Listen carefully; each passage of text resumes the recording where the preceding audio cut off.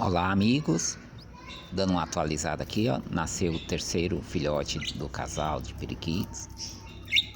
Lembrando que eu sou o Antônio, canários irmãos gêmeos. Hoje coloquei ovo cozido, mistura de sementes, farinhada CC 2030.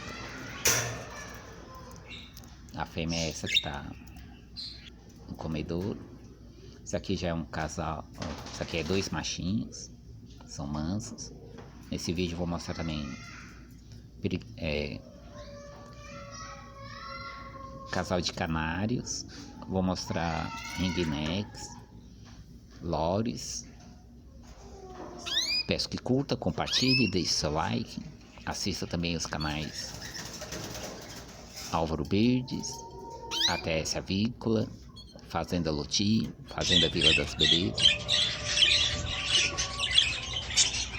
Não esqueça de esmagar o like, fazer o seu comentário.